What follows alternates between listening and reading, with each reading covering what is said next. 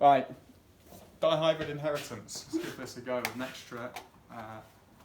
Oh, he's gone now.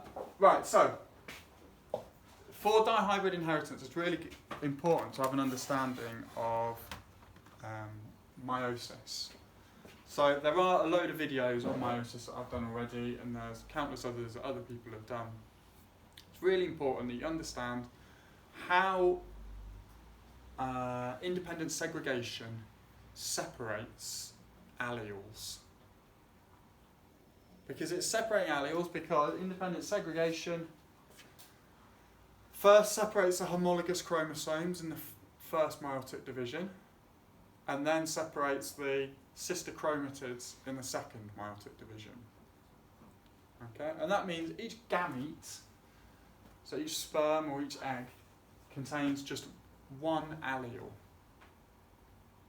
for each gene. Okay, so that's really important. We'll do a quick revision of that, and then we'll look at what dihybrid inheritance means and some genetic cross diagrams relating to it. We're not going to do this, and in fact, I think we'll save the chi-squared test and stats until we come back in the second year, so in September. Is it still recording though? Yeah. Right, okay, so this is meiosis, or sort of an overview of it. This is a diploid parent cell. So diploid meaning 2N, it has one pair of homologous chromosomes. So firstly, what's the definition that the examiners want to see for homologous chromosomes? Brilliant, yeah. So a little bit more. Two chromosomes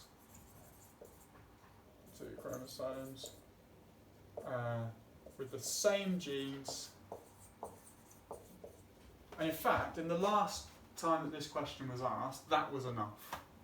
Okay, I would prefer it if you also included at the same loci, because in the past, that at the same loci has been important.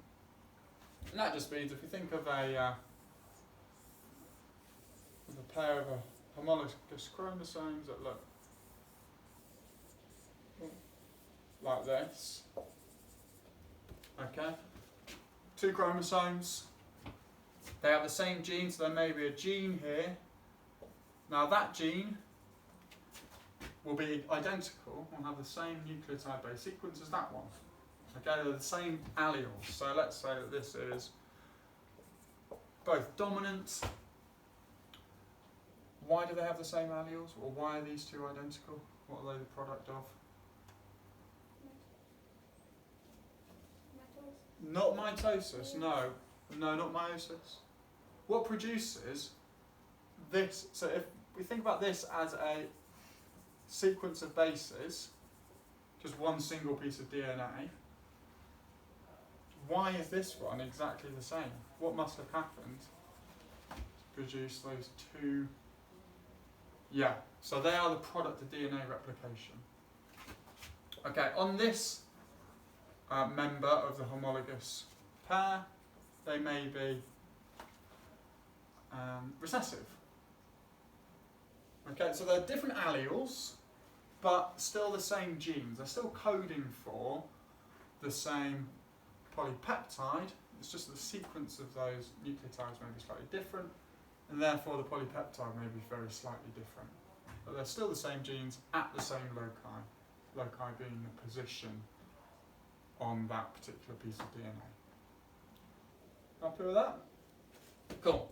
So we get DNA synthesis, or DNA replication, like Simi says, so we've got two pairs of chromatids. There's one pair of sister chromatids, there's another pair of sister chromatids. What is separated in that first meiotic division then? What can we say is being separated? If this is the first meiotic division,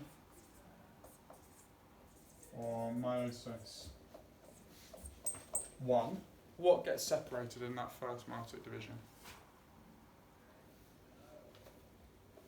What have we got here? And here? That I've just been talking about. So these are both homologous pairs. Okay? I don't know if you remember, I said if you want to know if it's haploid or diploid, count the number of centromeres. There are 2 centromeres for each homologous pair, that means it must be diploid. So this is diploid. After DNA replication, this cell is still diploid. Okay? Now, in that first meiotic division, we can see that the homologous pairs are separated.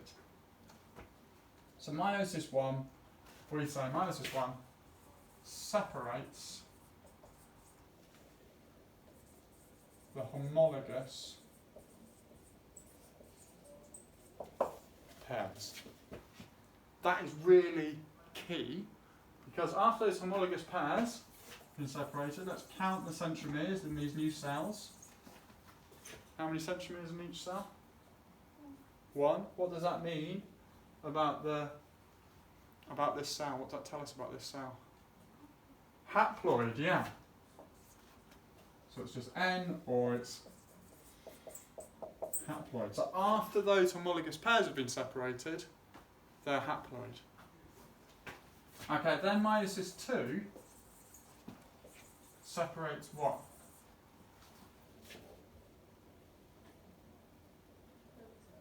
The chromatids, brilliant, yeah. So meiosis 2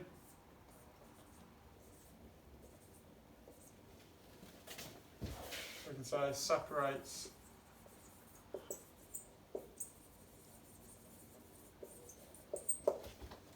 the chromatids or sister chromatids. So what's the difference between chromosome and chromatid?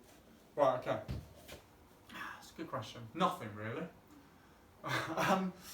A chromatid describes the chromosome after DNA replication.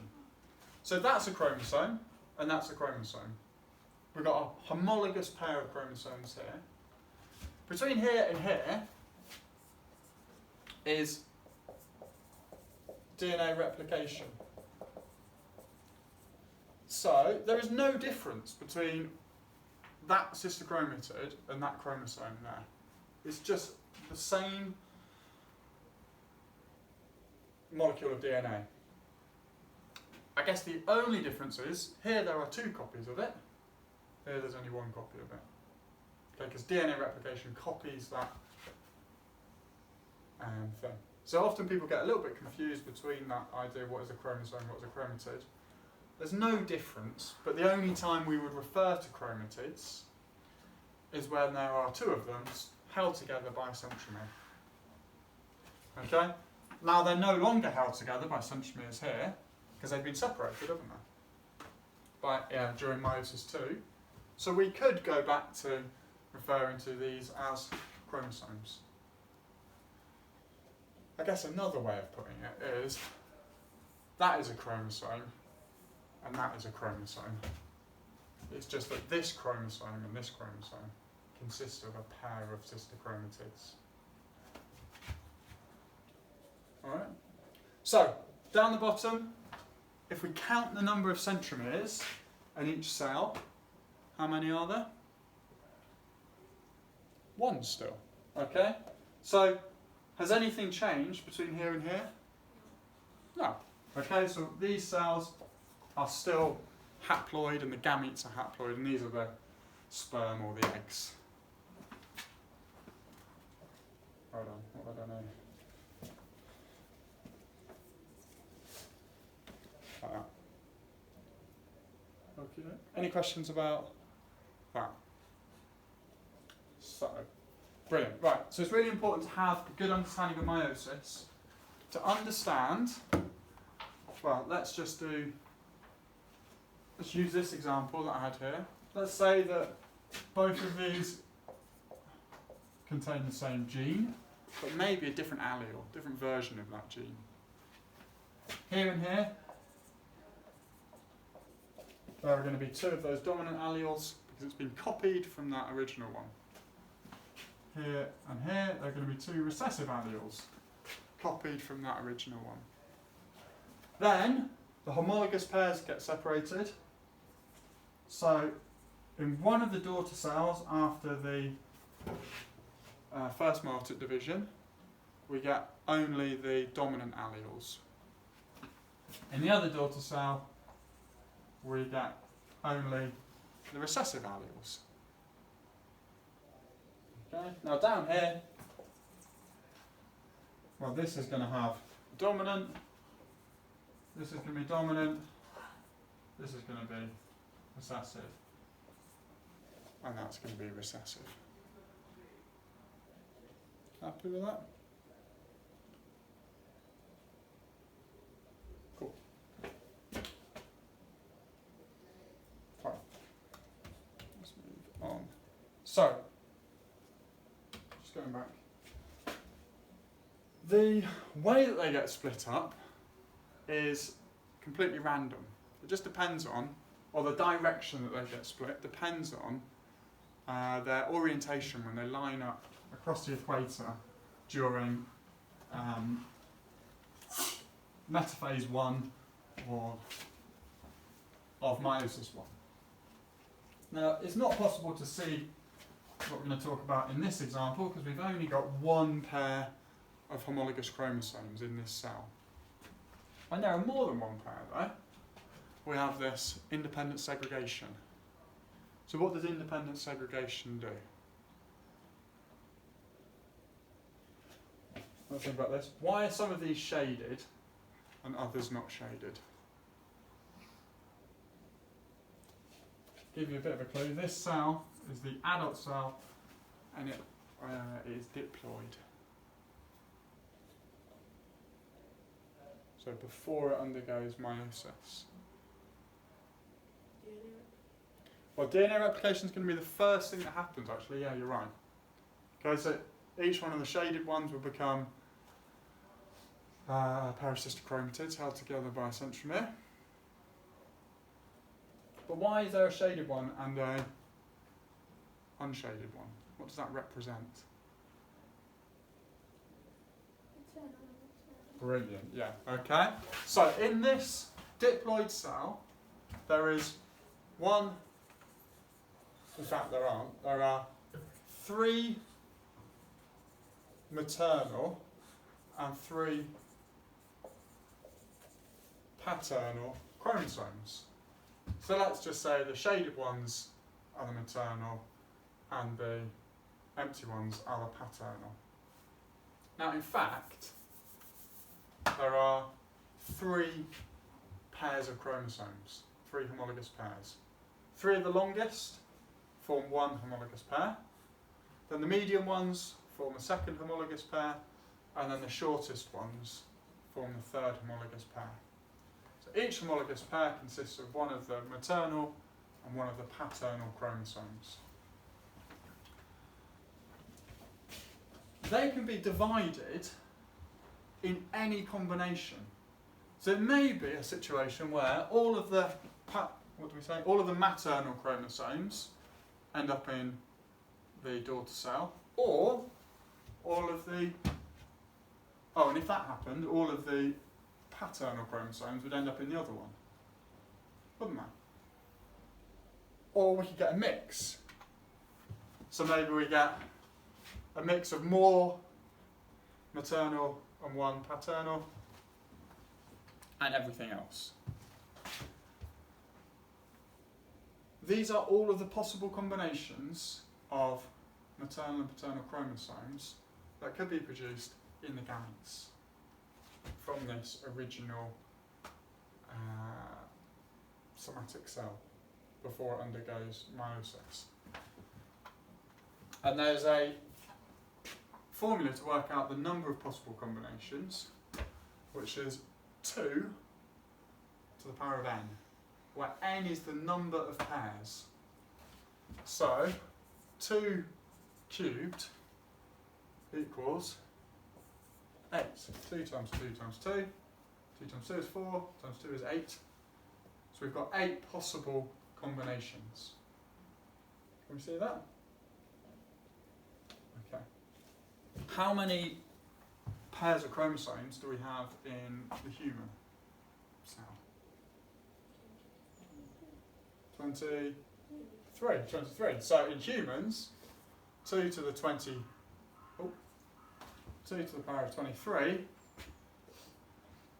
is 8.7 something million. Okay, so that 8, I think it might even be on the following slide. 8.7 or is it 8.3? Anyway, a large number above 8 million possible combinations of chromosomes. So what are we mixing during independent segregation? What gets mixed up? By this random assortment. Sometimes you might see it referred to as random assortment. So what are we randomly assorting between all of the gametes here? The maternal and paternal. Which? The maternal and the paternal chromosomes. Brilliant, yeah. So I want you to remember this definition. Independent segregation mixes the maternal and paternal chromosomes.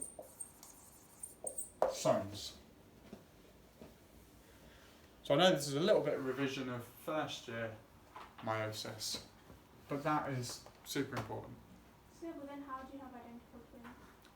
Well, identical twins are produced when one sperm fuses with one egg, Oh, and that splits. and then that egg splits into 2 separate zygotes. Okay? Or in fact, I think it splits after about 8 divisions of the original zygote, and then it splits into 2 identical. So they have the same DNA? Because there's only one sperm and one egg in the first place.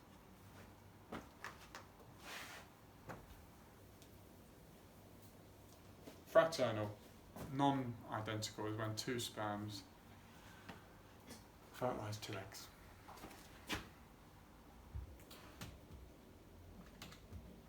So, let's get back to dihybrid inheritance then.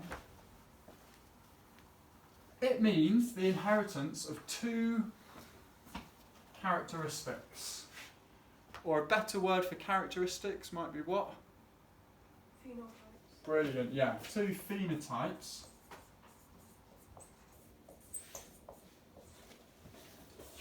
Each controlled by a different gene. So let's imagine we've got this pair of homologous chromosomes. Okay, both of these have got the A gene on them because they're both in the same pair. Perhaps they've got different alleles of that A gene, and then there'll be another pair of homologous chromosomes, and these ones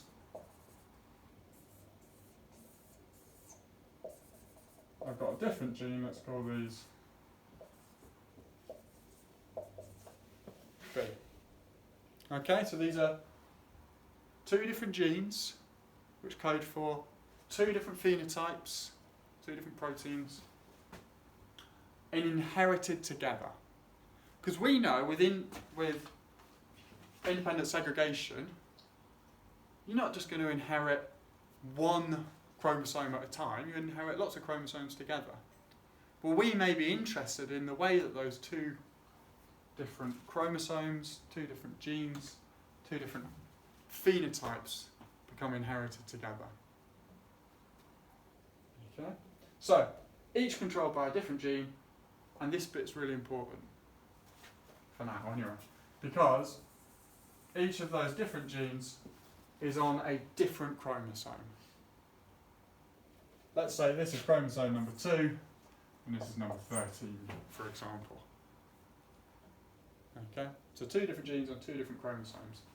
Later, we'll come to linked genes, gene linkage, and that's where the same gene appears on the same chromosome. But we'll do that a little bit later. That complicates matters a little bit.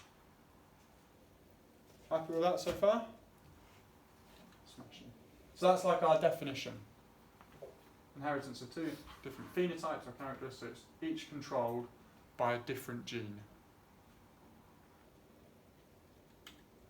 Okay, so Mendel, everyone's favourite Austrian monk, he studied this type of inheritance. So we all know Mendel grew lots of pea plants, because pea plants had these discrete, discontinuous characteristics. The shape of the pea could be smooth or it could be wrinkled. The pea could be green or it could be yellow. The plant could be tall or it could be a dwarf. That kind of thing. The pods could be green or yellow. There is no, by discontinuous we mean there's no intermediate value. Okay? They are either tall, or they are dwarf, they're not somewhere in the middle. They're either wrinkled peas, or they're nice smooth ones.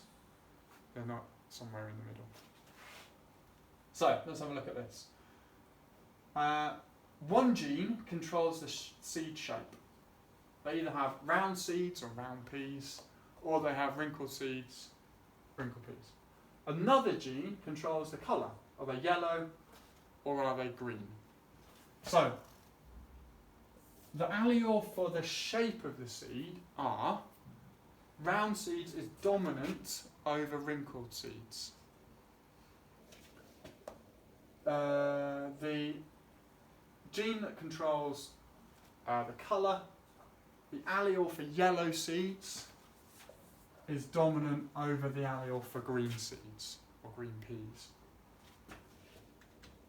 So, the first thing that Mendel did was take two pure breeding parents. Pure breeding means that he's bred them for lots and lots of generations until they only produce round and yellow or wrinkled and green. And because they will only ever produce offspring which are round and yellow, that tells us that they are homozygous dominant for the seed shape. So for homozygous dominant for capital R, and they are homozygous dominant for the yellow seeds, capital Y, capital Y. We see that? He's then bred them with pure breeding again. Look out for this in a question. If it says pure breeding, you know that it is either homozygous dominant or it's homozygous recessive. So wrinkled and green, well, they must be homozygous recessive for both alleles. Wrinkled, they need to be homozygous recessive R. Green, they need to be homozygous recessive Y.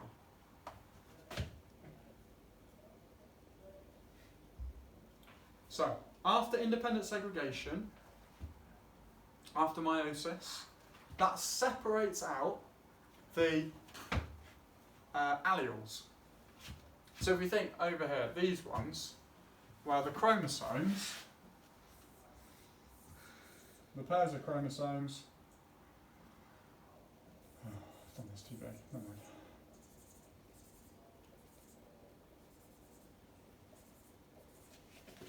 So they are homozygous dominant for R. They've got another pair of chromosomes that are homozygous dominant for Y. Okay? That means the gametes, and we've shown the gametes here by drawing a circle around them. I've been saying this in all the other videos that I've done, but it's really good practice to show gametes in a circle. Okay? The only gametes that they can produce, dominant R with a dominant Y. Over here, well, these are the opposite. They've got all recessive R's on one pair of homologous chromosomes and recessive Y's on another. So the only alleles that they can produce are so only gametes will be recessive and recessive. All of the offspring will now be heterozygous for both. We've mixed a dominant R with a recessive R, a a dominant Y with a recessive Y. And we say that they're heterozygous for both genes. But the offspring, because they've got a dominant R, because they've got a dominant Y, will show the dominant phenotypes, round and yellow. Yeah. Does one set of letters come from maternal or paternal? Yeah. It's like double R's. Maternal. Yeah, I guess it doesn't really matter if it came from the maternal or the paternal, because the maternal and paternal chromosomes get mixed up, don't they? But because we know it's pure breeding, we know it can only have, this one can only have dominant R's, this one can only have recessive R's. Dominant Y's, recessive Y's. So all four will have that genotype. Yeah. Okay. So, round and yellow seeds, all of the offspring have round and yellow seeds. That's not surprising because the dominant ones sort of overcome the recessive ones. The next generation, though, were crossed together, selfed. So they call this called self-fertilisation. So that clock's on. Are we a bit late? What time is it? It's 31. Can you give me 2 more minutes? Yeah. Yeah, is that alright? Sorry, I was having so much fun here. Right, so these are all heterozygous for both alleles now. Okay, that can produce 4 different combinations of allele. Because of independent segregation, it's completely random and the alleles can be all mixed up together. So we might end up with that R and that Y coming together. Here. Or we might end up with a dominant R and a recessive Y. Here. Or recessive R, dominant Y. Or 2 recessive alleles. So in dihybrid crosses, if the individual is heterozygous for both alleles, they can produce 4 different types of allele. So if we cross 2 of those together, I can ignore that bit. You would get this Punnett Square. 16 possible outcomes where, if you see in the yellow, there are 9 of the offspring show the 2 dominant traits. So 9 will be round and yellow.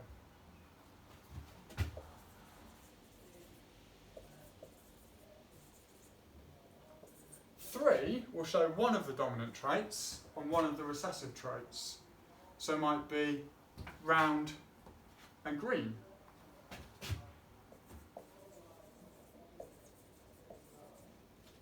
Another 3 will show the other dominant trait and the other recessive trait. So this time wrinkled in yellow, so wrinkled is recessive, yellow is dominant. Here, round is dominant, green is recessive.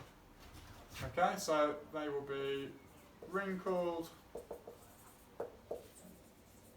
green, and then there will be one that is homozygous recessive for both alleles down here that becomes wrinkled. Oh no, sorry, that should be wrinkled in yellow, shouldn't it? They'll be wrinkled and green. When we see this 9 to 3 to 3 to 1 ratio, it comes up quite a lot. It tells us that it's a dihybrid cross or dihybrid inheritance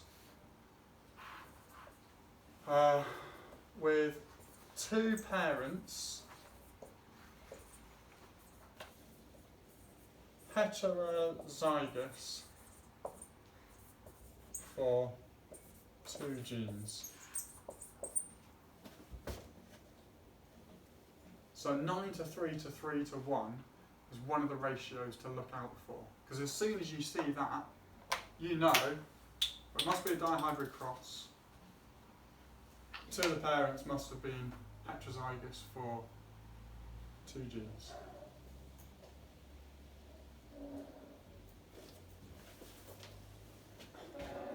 Right. What I'll do is at home, I'll make a little walkthrough explanation of question 24 and question 23 in your booklets. But if you want to have a go at that at your leisure before I put the video up, feel free.